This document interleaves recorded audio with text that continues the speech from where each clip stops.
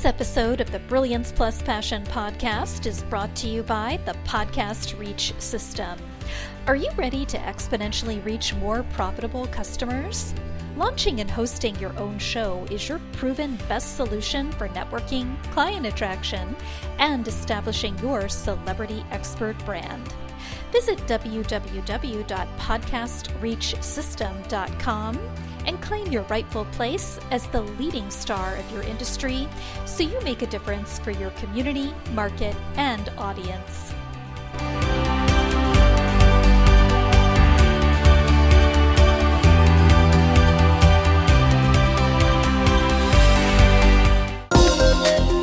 Welcome to the Brilliance Plus Passion podcast.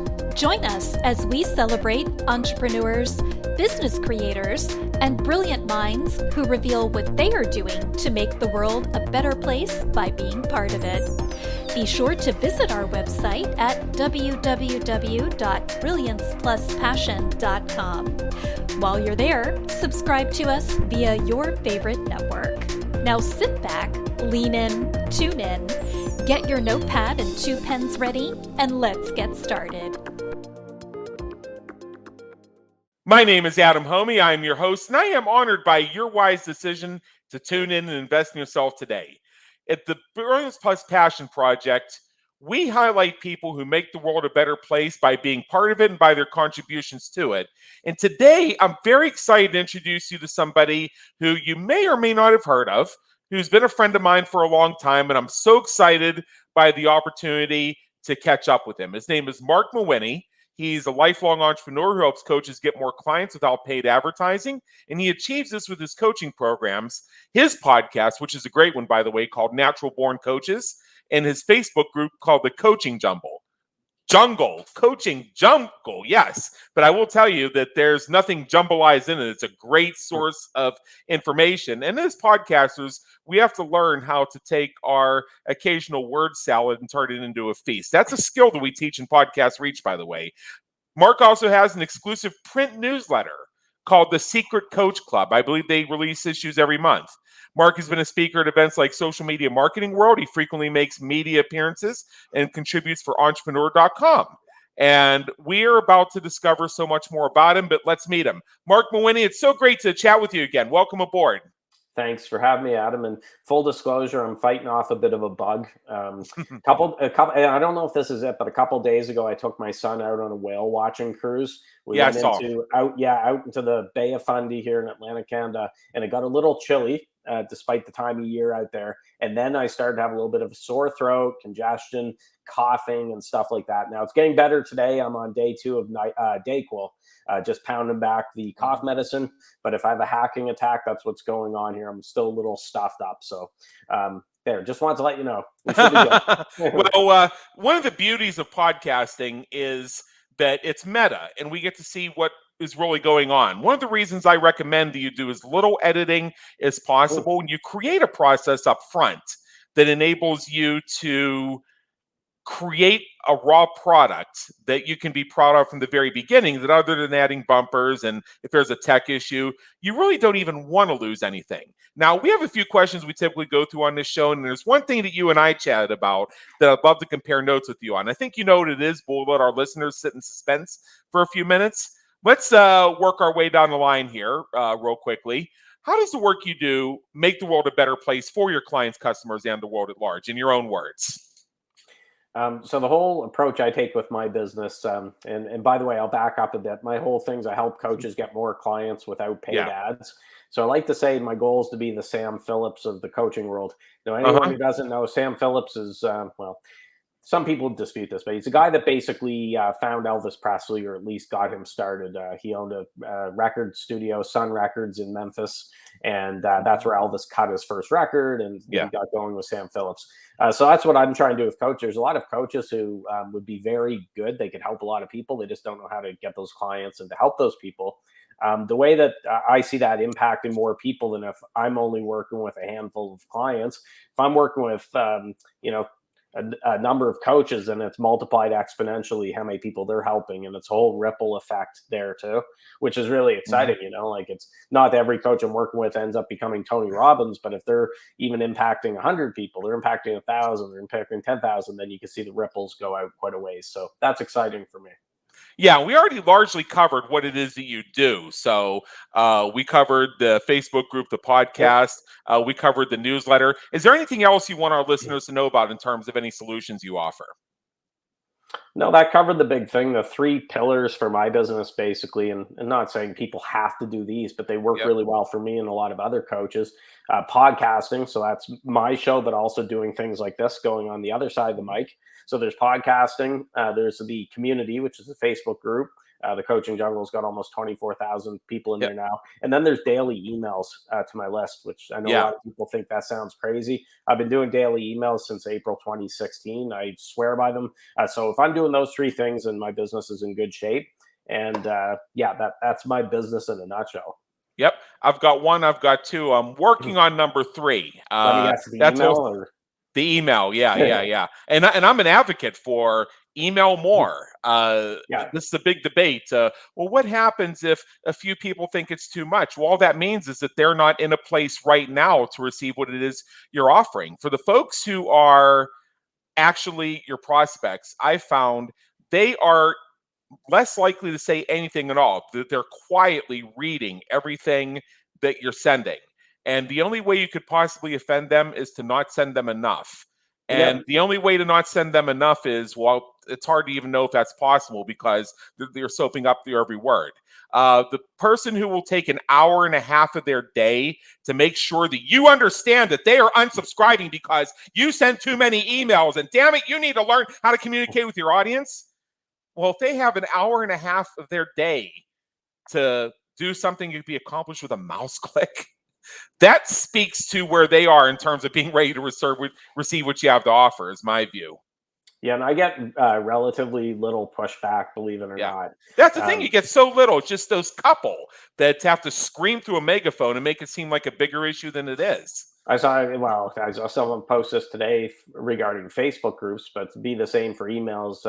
Forget what she said. She said, "Honey, this isn't an airport. You don't have to announce your departure." Exactly. It gets easier. You get a thick skin after a while. I've been doing this for 8.5 years now, so I got a raw hide skin. Exactly. So in your experience, what are a few of the frequently asked questions you get from folks? Well, there's a lot. First off, how the heck do you get coaching clients? Because I'm dealing with coaches, of course. There's a lot of frustration out in the coaching world.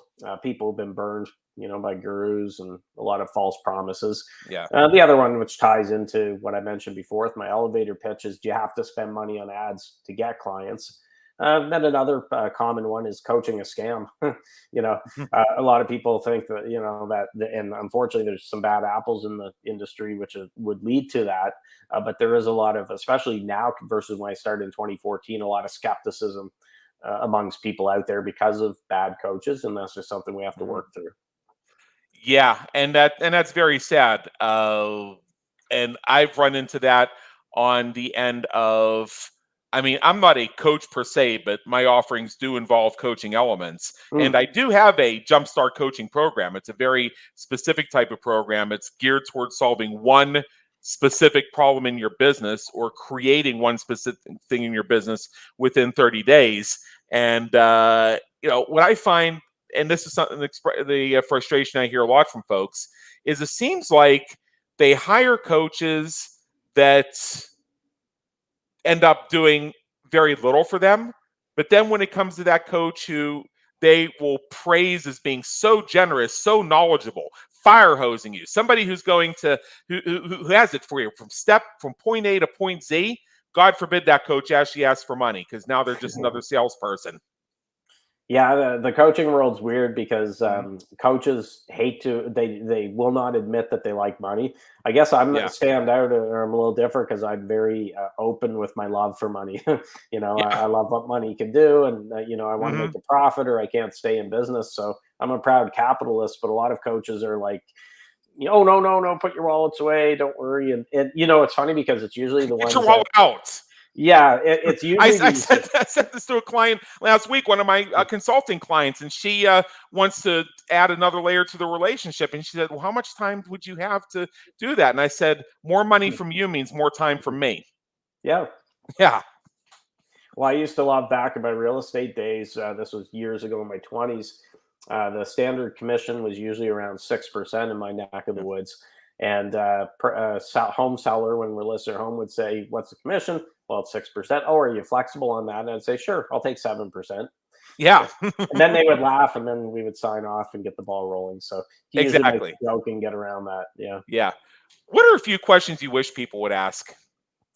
Well, tied into what we just talked about, how can I pay you, Mark? There you go. What's your PayPal, or how do you invoice? So I mean, that, full disclosure, that's one of the questions I like. I like people who ask how quickly can we start? When can we start? That's showing a level of motivation. I like that, people who have that sense of urgency and they're not waiting. And the other question, which I've gotten from some really good clients, which tends to be a good indicator that they're motivated, is what can I be doing right now? So our first call is next week. Hey, is there anything I could be doing in the next 7 days, to move the ball down the field, so to speak, before our call? My new jump starter is that way. He's always asking that question. What can I be doing right now, coach? What could I have ready for our next call? I love that. And sometimes I tell him, just go back and watch a recording. But if I'm thinking of something, I'll say, hey, check out this article, or ask yourself this question and write down 3 bullet points about it. Not because I'm just giving them busy work, but because if you're motivated, hell yeah, dive in. Let your brain do that work for you. That's actually a good little tip to deal with brain pickers, of just train of thought. No, he's paying me. So not your person, but this is a tip for listeners or viewers. If someone reaches out to you and they're trying to pick your brain, this is a trick that I found out and I use it quite well. If you give them a resource or a book that you think can help them. So if I don't know Joe Smith, you reach out and say, hey, look, Joe, I think here's a great book that I think you should read. Read it and get back to me next week. Let me know what the big takeaway from that book was, and we'll continue our chat. One of a few things going to happen. First off, they're probably not going to buy the book or get back to you, because most people don't want to read a book. It shows that, hey, you don't want to work with them as a coaching client. Or if they do actually buy the book and they go through and they're sincere and they get back to you on that, then you know that you have someone motivated and you can invest your time with them. But that's a great way to weed out the flakes and the tire kickers.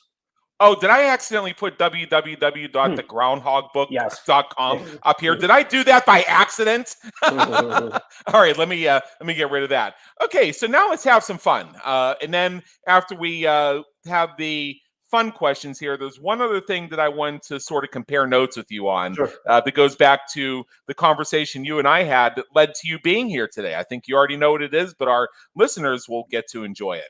So first thing, what would people who know you, I know a lot of people know you, but what would people who know you be surprised to learn about you? Quite a few people don't know that I'm an identical twin, actually. Yeah. And I knew you were a twin. I thought you were fraternal. No, we're identical. He doesn't have the beard, and he has a slightly different hairstyle. But Matt is in the podcast editing world or whatever. Yep. So a lot of times people will go to tag me into something. They accidentally tag him because Matt and Mark are very similar. Yeah. They don't really notice or whatever. And then they've said to me like, oh, geez, do you have a brother or whatever? I'm like, yeah, it's a twin, actually. So yeah, that would be it. We're identical twins. He's 1 minute older than I am. Wow. I learned something every day. I'm someone who knows you. I didn't know that. I knew you and Matt were twins, but I never would have guessed identical. Well, just based on what you described, the differences in looks. And it's more like things like facial hair and things like that. That was still enough of a difference for me to guess fraternal. Well, another fun fact, you're in Vegas, are you? Yes. So one cool thing, I've been to Vegas a few times, and once on my trip down there, I got to do a magic trick on stage with David Copperfield at the MGM Grand. Now, I'm not going to take credit for it. He did all the hard work. He made a goose disappear. I just held the bucket, and there was a goose in it, and then he did his magic. But it was really cool to go up on the stage and help with all that stuff. I was in 2006. Yeah, so there's a Vegas one for you. Awesome. What do you hope people say about you when you're not around to hear it? He is a very attractive, funny man. I'm just kidding.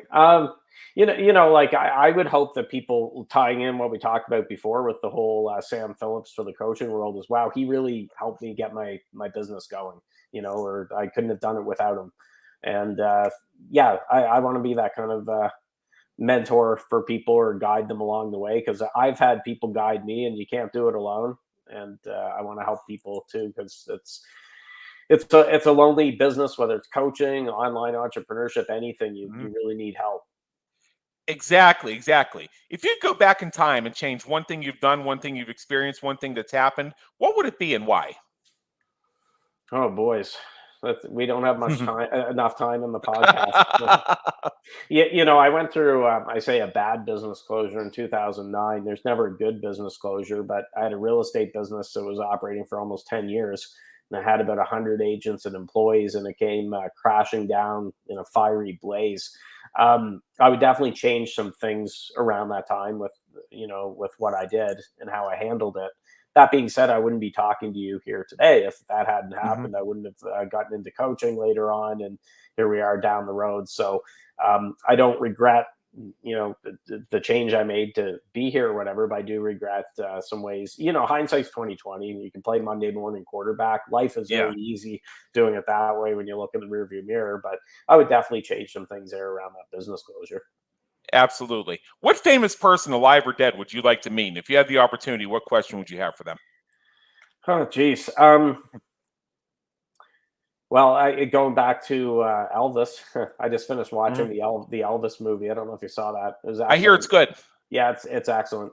I would like to meet Elvis. I don't know if there's a specific question. I mean, first thing I'd ask, are you still alive? No, I'm joking. I don't think he's still alive. For me, it'd just be hanging around. Like, he's, the best entertainer ever, like, even if you watch clips in his final performances, when he's in rough shape, he's bloated, he's out of shape, whatever, you can still see the love of the music. You can still see this incredible performer. So I think it'd be just to soak in that charisma and, that talent and everything else, not a specific question with it. But yeah, Elvis would probably be the one. Awesome. What motivates and inspires you to keep going when you're having a tough time or facing a challenge? A big part of it is my son. My son just turned 14, and he's been a great motivation in my entrepreneurial career, because the previously mentioned business closure, when that happened, he was only a little over a year old. If I hadn't had him, I might have just quit and said, throw in the towel, and, that's it, and succumb to, depression or anything, and because I had him, I didn't have the luxury of laying in bed with the curtains closed and whining and complaining. I had to get out there and put food on the table for him. So my son has motivated me over the years, definitely. Right. Okay, great, awesome. So we have a couple things to do as we wrap up. One of which is, I know you have an invitation for our audience. I'm going to share that for you. There's a last question we typically ask, but before we get to that, you and I were comparing notes about 2 weeks ago, and this set off the chain of events that led to you being on the Brilliance Plus Passion Project. You and I have a term we both love: podcast purgatory.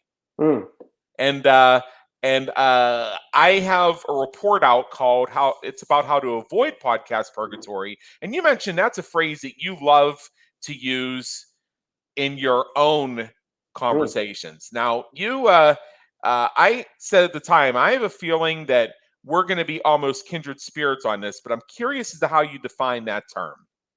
And there's a related term, pod fade or pod fading. Pod fading, yes. Yeah, pod. So basically, podcast purgatory is when the way I define it, a show is you're not sure if it's alive or dead. It's in that middle ground, right? So they haven't stopped doing it, but the release frequency has lengthened between shows, or maybe you see a gasp of air where they get a run of a couple shows, bang, bang, bang, and it's quiet for a few months, and you just don't know if it's alive or not. There's also Facebook group purgatory as well. Facebook groups. Yeah. And Facebook groups can be tough. I mean, running a Facebook group myself, it can be challenging. I've noticed it even seems to go in spurts, and not my bursts either. It's just like when people are interested in playing. My feeling on Facebook groups, and yours is one of the most successful that I've seen, is you really have to get that critical mass, and you have to get the numbers in order to create the volume of conversation. And that is the hurdle that a lot of groups really need to work on. And it's so difficult because everybody's getting invited to a group almost every day. You make a new friend on Facebook, a new connection on LinkedIn. You're going to say, hey, want to hop on a Zoom real quick? Want to join my group? Want to download my report? Want to be my client? Yes, it's and now of course there's a tagging feature, tag at everyone for Facebook. But yeah, I found with my group, I know we're getting into some different with groups, but once the coaching jungle got to around 1,000, seemed to be the tipping point for my group, and then it started to really get rolling. But I still have to be in there. I'm in there every day, posting multiple times, because if the owner's not in there being active, then why should you as a member be active? Yeah, I've learned that the hard way. So I make a point of jumping in there at least once a day. When I can, I have something to share, and I know that's not really good language. I should be sharing every day, and I'm getting there. It's just a matter of also being responsive. I think when somebody posts something in there, you want them to feel like that they made a smart investment in their time by sharing, whether it's asking a question, sharing a resource, sharing a thought. And if you break the rules, you get to have some fun with them. Exactly. Yeah. So the way I look at Podcast Purgatory is, if you have to ask somebody, where do I find that podcast? That's a sign that might be in Podcast Purgatory. If they did 5 shows, but you're still waiting for episode number 6 and it's been a year, that's Podcast Purgatory. If they're doing episode after episode after episode after episode, but they haven't seen anything that indicates any sort of return on investment whatsoever, I mean, yeah, not all of them monetize on the very first episode, but if after a certain amount of time, it feels like you're doing it just pro forma, that's Podcast Purgatory. All of these things can be fixed. So I wanted to just have that brief chat with you, and it does seem like some of our thoughts are at least complementary. I'm going to share your invitation in just a second, but in general, what is one action you want our listeners to take as soon as they finish listening to us today, other than to take up on the invitation I'm about to share? Sure. Well, we touched on earlier daily emails. If not daily, I know that can be daunting to start with. But someone's doing like most people with emails, it's emailing once a week or every 2 weeks, sometimes twice a week, and it's inconsistent. At least increase that frequency. So maybe you'd start with 3 times a week, and then you can work up to the daily thing. But I could tell you, like, I've done it since April 2016. I haven't missed a day. I forget how many days, 2,400 or something straight. Yeah. I wouldn't have done that many straight days if it wasn't working with it. So I encourage people to look at their email efforts and at least consider daily emails. I have a suggestion real quick for folks who find themselves stumped on how to come up with content. Speak with more people. It's that simple, because now you're getting to conversations that'll inspire your creativity. A lot of your emails can be answers to questions you run across as you're speaking with prospects, speaking with customers out there doing things. And take the filter off too. So what I ran into before I started daily was my emails. I was trying to sanitize them, not offend anyone, not have anyone unsubscribe, like you mentioned previously. And heaven forbid I lose someone. Once I took the filter off, plus added the daily component, then that really made a big difference. And I just let it fly. You have to have some fun with it. Sometimes I'll stick my foot in my mouth. I've had a few people, reply if they're angry about something, but that keeps it interesting. I'd rather do it that way. So take the filter off and just put it out there. Exactly. Okay, awesome. So let me share the gift. And we ran a couple minutes over, but this is a really great conversation, so I don't mind. Go to www.naturalborncoaches.com. That's www.naturalborncoaches.com, which also happens to be the name of Marc's podcast. And you will receive a free PDF called The Coach's Roadmap for Success. I might have this one already, but I'm going to go in there and opt in using one of my cat's email addresses and grab another copy of it and just refresh myself. So again, www.naturalborncoaches.com. With that, Marc Mawhinney, thank you so much for being with us today. It's been an honor, and believe me, an education. Thanks, Adam. Thank you for tuning into the Brilliance Plus Passion podcast, where we celebrate entrepreneurs, business creators, and brilliant minds who are making a difference for their community, market, and audience. Remember to visit our website at www.brilliancepluspassion.com and enjoy even more great episodes like this one. Again, while you're here, subscribe to us via your favorite network. We look forward to seeing you next time on the Brilliance Plus Passion podcast.